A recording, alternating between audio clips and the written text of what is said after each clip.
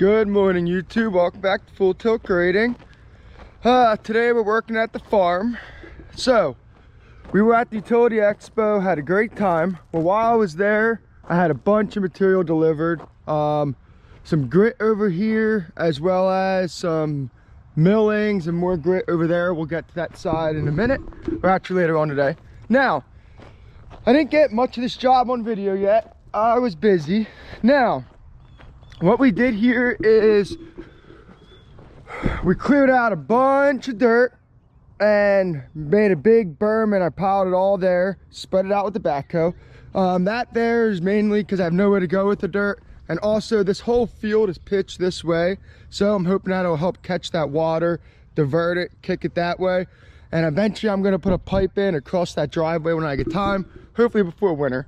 So basically I went in and I cut out 8 inches across this whole entire thing. It is 130 by 45. Now, I had a friend that was able to hook me up with some millings, and we got them super cheap. One guy, I was able to get him $200 a load delivered. That's not the best deal in the world, but it's still not bad. The other guy got $25 a load delivered. Now, some loads were triaxles, some were a 10-wheeler, so some were really good, others were not the best. But anyway, what I did was I filled this whole area in. Where I'm sitting right now was probably about 2.5 foot fill, to be honest with you, compared to that far back corner over there. Now, basically, I'm hoping that I could keep this grit from washing away. It's kind of like a common problem here at the farm.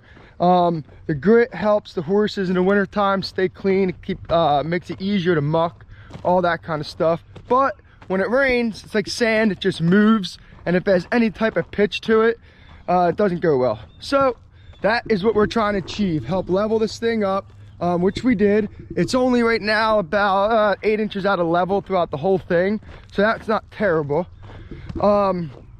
Again, a total of about 500 ton of grit is going to be delivered to this farm in total. Right now we don't have anywhere near that. We probably have about 200 ton in right now, and like I said, 300 more ton on the way. Now here's our berm. I still have to dress this up, make it look pretty. I just tracked it all in case it rained, it didn't wash away and ruin all my dirt. So we'll button this up, take it over that way further, and knock it down a little bit so it's not so high.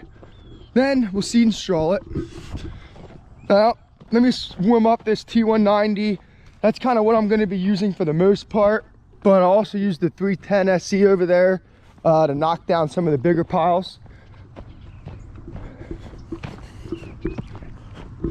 Well, let's check the oil on this thing. I already greased it before I left. So we're not going to grease her up yet today. Oil's good.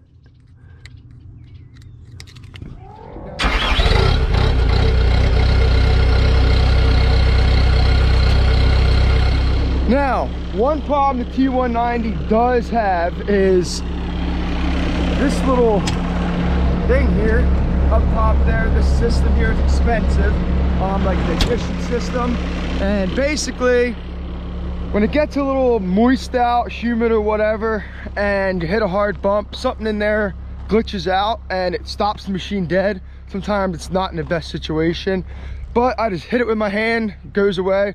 Apparently that little computer in there is like a couple grand, so not even worth replacing it. Again, that's really only a farm machine. All right, so this is paddock number 2. Now this one is on way more of an aggressive slope. This is the one we put in the number 4 drain on the inside, and I ended up flipping it to the outside to change it. This one is a disaster. It's, like I say, on a major slope, and man, oh man, this stuff, when it gets raining, it all just washes downhill. So again, I got some millings. We're gonna need way more than what we have here, and they dumped them in the wrong spot. They were supposed to go over there, but it is what it is. So there's more millings over there in that bin over there. So I'll have to transfer them over with the backhoe, is what it is. So we're gonna fill in the millings in first, try to get that corner up as high as I can, and then I'll get this grit, get behind it and push it downhill. Now, we don't have a roller, it's not really in the budget, and basically I'm going to be putting it in pretty thin lifts, like 8-inch lifts, and then I'll either get a scoop with the skid loader or a scoop with the backhoe and roll it all in, and then we'll go and do the same thing, another 8 inches, and we'll keep doing that until we achieve all the material. It's all in and it's all tamped the best we can. So let's get started.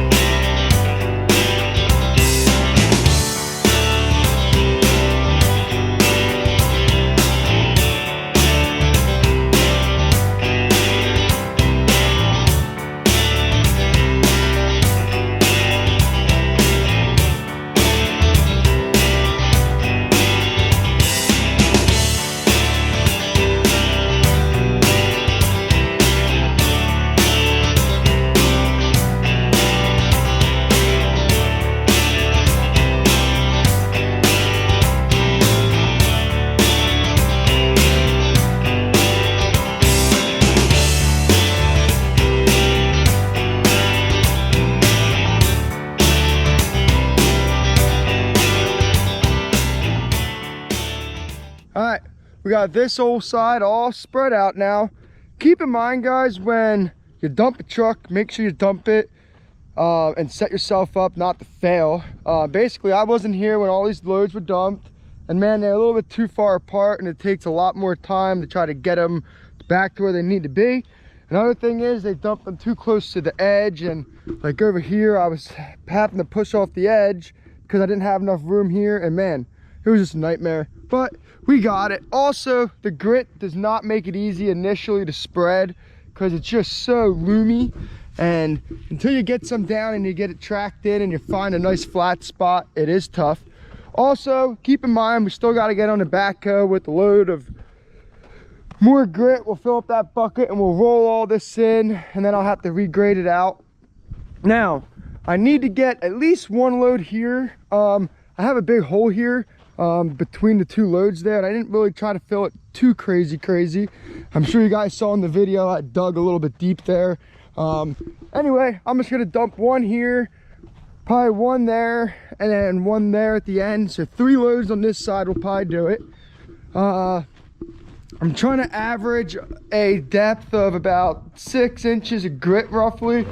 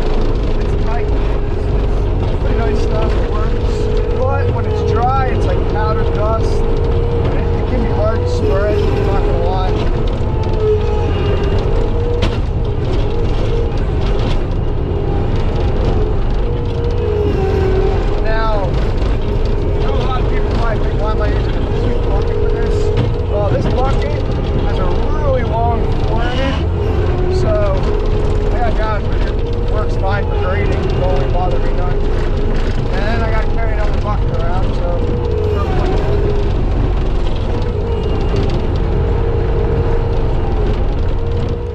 alright, paddock number 1 is all done for today. We can't really do anything else. Now, I kind of was wrong when I first said how much we needed this morning. I think we're only going to need 3 loads and it should be good over here, but I'm probably just going to have them dump 4 and we'll put a little extra in there. Now, let's get on this backhoe, and first we got to start shuttling some modified over to there so we can spread those piles out. I'm going to use the backhoe just to do the next one primarily. It'll be quicker. And alright guys, time to fire up the backhoe. Every operator should own one of these. It's key to every machine out there.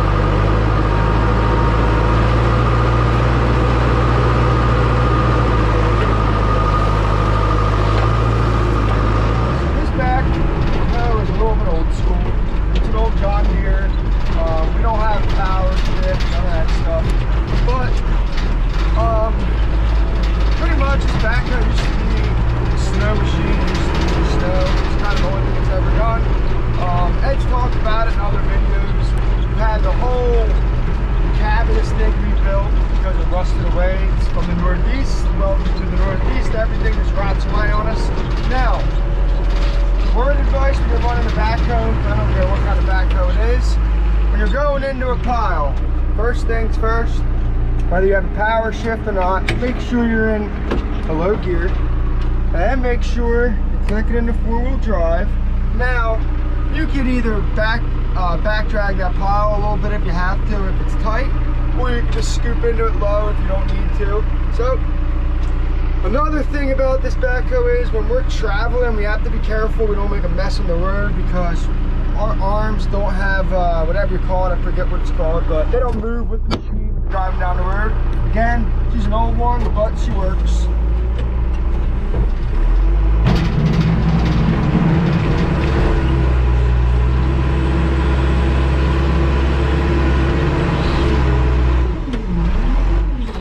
Again, top it off.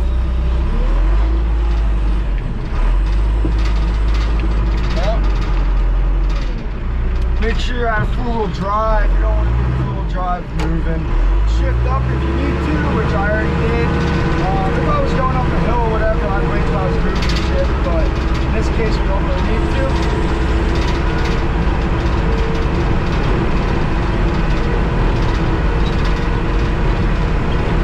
Now, we never at the show or at Dodge. We did run the new Cat 420, which I gotta say, I think incredible. It's smooth. It's got tons of cool features where you can run the machine with the seat in a different position. It has pilot controls, the whole 9 yards. But I will say this, has tons of safety features which sometimes kind of interferes with operating. Right there is what I'm talking about. You gotta be careful when you hit bumps, you don't make a mess. In this case, it really doesn't matter. We're at the farm, and the whole road's It's all milling and modified anyway.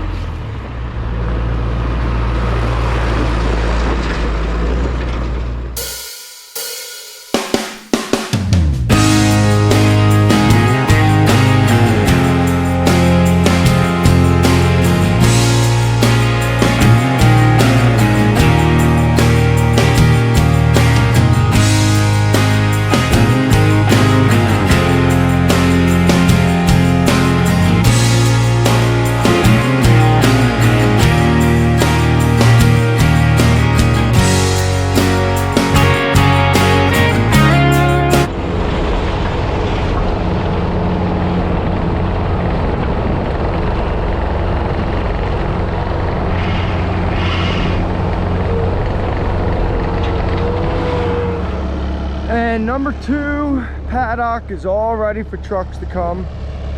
Pretty much I just got to dump a couple loads here, 3 or 4 of them, and we should be good.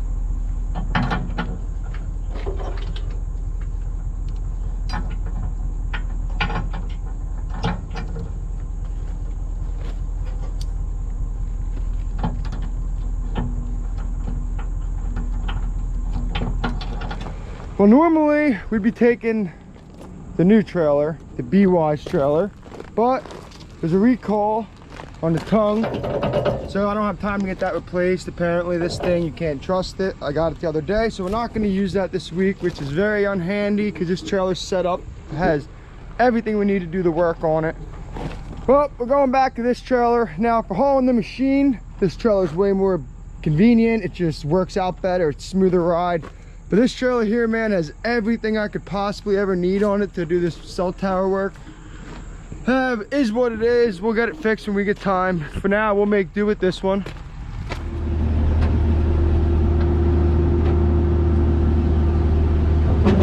All right, we are at job number 2 for today with the Bobcat E26. Now, this here I did a while ago.